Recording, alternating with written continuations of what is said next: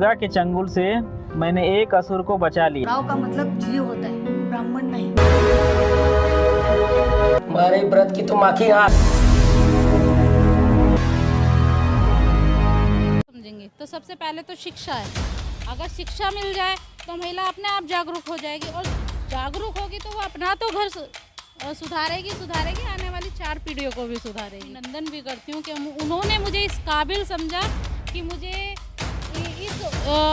इतनी बड़ी उपाधि, और उन्होंने मुझे ये अपना आशीर्वाद दिया, और मैं आज जनता के बीच में हूँ, और इसको मैं पूरे दिल और जान से इसे पूरा बिजनेस एक अलग है और एजुकेशन अलग है, और मगर जो इंटरेस्ट होता है ना सबसे ज़्यादा, वो मेरा राजनीति है।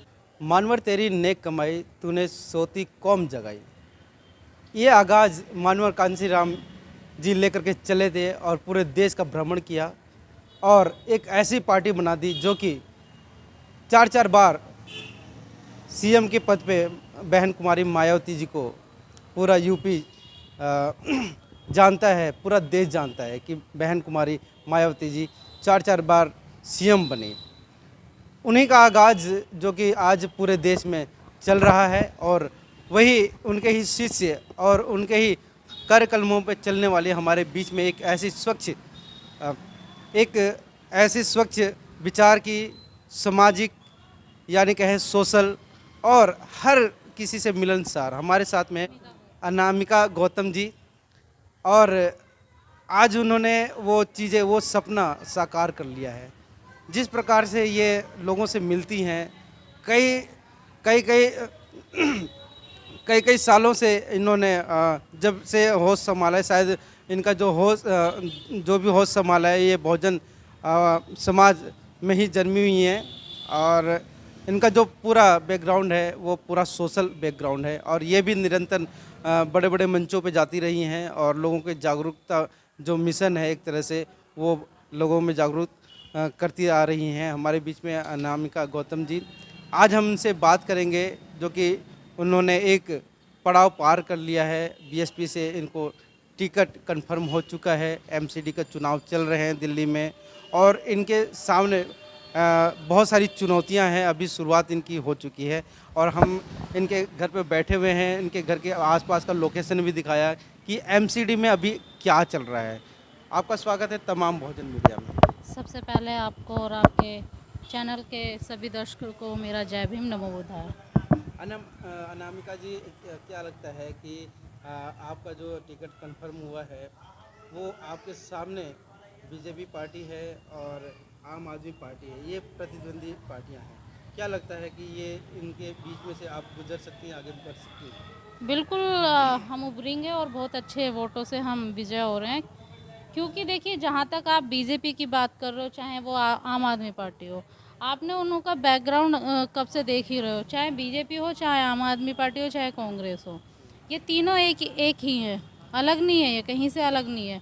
क्योंकि ना तो आज बेरोज़गारी, शिक्षा सबसे अहम मुद्दा है, ठीक है। आज युवाएं सबसे ज़्यादा परेशान हैं। तो अगर ये सरकार अच्छी होती तो और किसी को कोई क्यों सपोर्ट करता, है ना। तो यहाँ तक बात है कि मुझे नहीं लगता यहाँ कोई और है। आप काफ़ी समय से बीएसपी पार्टी के लिए काम करती आ रही हैं, अभी क्या लगा कि आपको एमसीडी का चुनाव लड़ना चाहिए? देखिए, आप तो इससे भी बड़े बड़े चुनाव लड़ सकती थी। हाँ बिल्कुल, मैं लड़ सकती थी, मगर मुझे ये सौभाग्य सबसे ज़्यादा प्राप्त मेरे जो दिल्ली प्रदेश के पदाधिकारी हैं, मैं उनका शुक्रगुजार करती हूँ, और उनका हार्दिक अभिनंदन भी करती हूँ कि उन्होंने मुझे इस काबिल समझा कि मुझे इतनी बड़ी उपाधि दी। आप तो बहुत बड़े बड़े मंचों पे जाती हैं, हाँ। महिलाओं की जागरूकता के लिए बड़ी बड़ी बातें भी कहती हैं कि मतलब कि महिलाओं को इस प्रकार से घर से बाहर आना चाहिए, शिक्षा में कैसे भागीदारी होनी चाहिए। देखिए, महिलाएं अगर जागरूक नहीं होंगी तो वो अपने अधिकारों को कैसे समझेंगी। तो सबसे पहले तो शिक्षा है। अगर शिक्षा मिल जाए तो महिला अपने आप जागरूक हो जाएगी, और जागरूक होगी तो वो अपना तो घर सुधारेगी, आने वाली 4 पीढ़ियों को भी सुधारेगी। तो मैं यही कहना चाहूँगी, सबसे पहले महिलाओं को शिक्षा अब तो महिलाएं हर चीज़ में अव्वल हैं, हर चीज़ में। तो महिलाओं को क्यों कमज़ोर समझा जाता है? जहाँ जितना पुरुष कर सकता है उससे ज़्यादा महिला कर सकती है, और ये आप देख ही रहे हो, है ना। क्या लगता है कि लोगों का धारणा है कि जिसके पास ज़्यादा पैसे होते हैं वो मतलब कि सीट जीतने की काबिज में होता है। आपका परिवार तो काफ़ी निम्न स्तर पे है। देखिए, ऐसा कुछ नहीं है। मान्यवर साहब काशीराम एक मध्य वर्गीय परिवार से थे, बहन जी एक मध्य वर्ग परिवार में से थी, और उत्तर प्रदेश की 4 बार मुख्यमंत्री रही हैं। तो अब आप जो पैसे की बात कर रहे हो, पैसे वाले आते हैं, यहाँ से कितने पैसे वाले आए, मगर जीता कोई नहीं जीतता। यहाँ केवल काम वाला व्यक्ति जीतता है। ईमानदार निष्ठावान व्यक्ति की ज़रूरत है, जो क्षेत्र में काम विकास कर सके।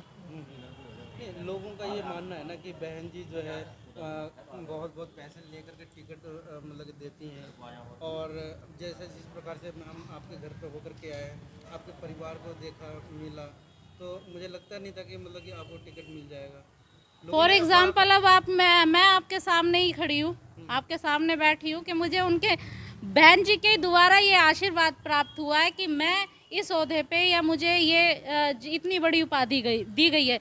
और मैं कोई धासु बड़े परिवार से बिलोंग नहीं करती हूँ, मैं मध्य वर्गीय परिवार से बिलोंग करती हूँ, और उन्होंने मुझे ये अपना आशीर्वाद दिया, और मैं आज जनता के बीच में हूँ, और इसको मैं पूरे दिल और जान से इसे पूरा अच्छे से निभाऊंगी।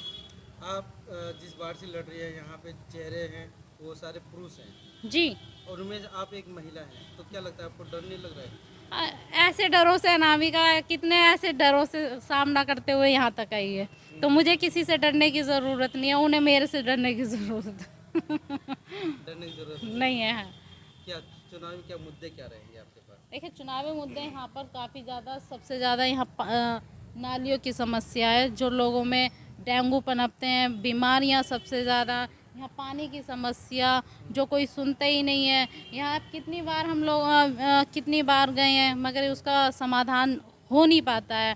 तो मैं अपने क्षेत्र, मेरे लोगों को, जो मेरे क्षेत्र के लोग हैं वो चाहते हैं, और मैं चुनाव खुद नहीं लड़ रही हूँ, मुझे मेरे क्षेत्र की जनता ने मुझे चुना है, मेरे क्षेत्र की जनता ने मुझे चुना है, तो उन्होंने मुझे इस काबिल समझा है जब मैं चुनाव लड़ रही हूँ।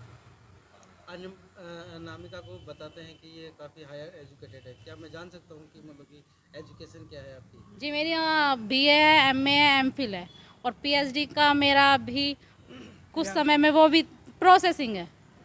जी, मतलब कि जो अनामिका गौतम लिखती थी, अब डॉक्टर अनामिका गौतम लिखने लगे। हाँ, कुछ समय बाद शायद वो भी संभव हो।